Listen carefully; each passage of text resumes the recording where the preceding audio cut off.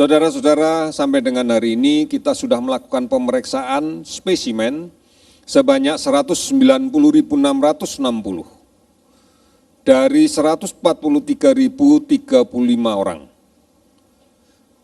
Dari pemeriksaan ini kita dapatkan data-data kenaikan sebagai berikut untuk konfirmasi COVID-19 positif naik sebanyak 496 orang. Sehingga menjadi 18.010 orang. Kasus sembuh meningkat 195 orang menjadi 4.324 orang. Kasus meninggal 43 orang sehingga menjadi 1.191 orang. Sudah 389 kabupaten kota di 34 provinsi yang terdampak. Kami memperbarui update data kasus ODP. Kami hanya melaporkan kasus ODP seluruh Indonesia yang sedang kita pantau hari ini, yaitu sebanyak 45.047 orang. Sementara kasus PDP yang masih kita awasi saat ini berjumlah 11.422 orang. Ini yang harus kita perhatikan bersama-sama. Oleh karena itu sekali lagi, mari mulai sekarang kita mengawali kehidupan kita dengan norma-norma normal yang baru. Tentunya yang pertama adalah rajin mencuci tangan dengan menggunakan sabun dan air yang mengalir minimal 20 detik. Kemudian mulai menghilangkan kebiasaan untuk menyentuh wajah, mulut, hidung dan sebagainya pada saat kita belum mencuci tangan.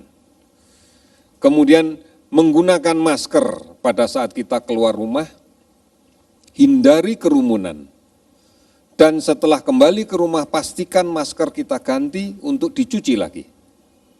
Kemudian mencegah terjadinya kontak yang sangat dekat dengan orang lain, karena kita tidak pernah tahu bagaimana kondisi seseorang. Oleh karena itu, paling tidak menjaga kontak jarak pada saat kontak fisik adalah lebih dari 1 meter. Kita akan lebih berhati-hati manakala kemudian kita berada di luar rumah. Dan yang paling penting adalah kita harus tetap produktif. Artinya kita akan produktif dengan norma-norma yang sudah kami sebutkan tadi. Di situasi sekarang, tidak mudik, tidak bepergian adalah pilihan yang paling bijak. Kita masih belum sepenuhnya bisa mengendalikan COVID-19 ini.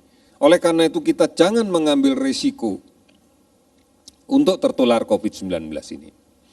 Saudara-saudara, salah satu yang kami apresiasi adalah bahwa sebagian besar masyarakat sudah mau dan kemudian butuh untuk mengakses informasi yang benar tentang COVID-19.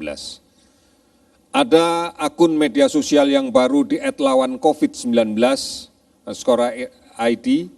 Ini menjadi media yang bisa kita pakai di samping beberapa media yang sebelumnya baik di portal covid19.go.id maupun berada di call center 119 dan beberapa aplikasi yang lainnya, di Halo Kemkes atau yang lain-lainnya.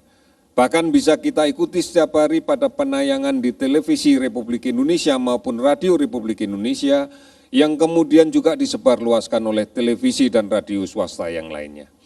Oleh karena itu saudara-saudara sekalian, kita sekarang sudah semakin memahami bagaimana memposisikan diri di dalam menghadapi COVID-19. Kita sudah mulai memahami betul bahwa penyakit ini tidak pernah bisa diselesaikan oleh peran orang lain, tapi peran kita sendiri. Kalau kemudian masing-masing sudah bisa berperan dalam satu sistem dengan gotong royong yang terus-menerus, tidak terputus, saling melindungi, saling mengingatkan, dan kemudian saling menyadari bahwa perlu ada norma baru, normal baru untuk cara hidup kita, maka kita yakin permasalahan ini akan bisa kita selesaikan. Saudara-saudara, kami optimis, kita semua optimis, bahwa kita bisa melindungi diri kita sendiri. kita bisa melindungi keluarga kita. Dan kita mampu menjadi agen perubahan terhadap perilaku normal yang baru di tengah masyarakat kita. Mari kita ajak mereka bersama-sama dan kita ajak keluarga kita untuk menyadari ini sehingga kita bisa menghentikan sebaran COVID-19 ini.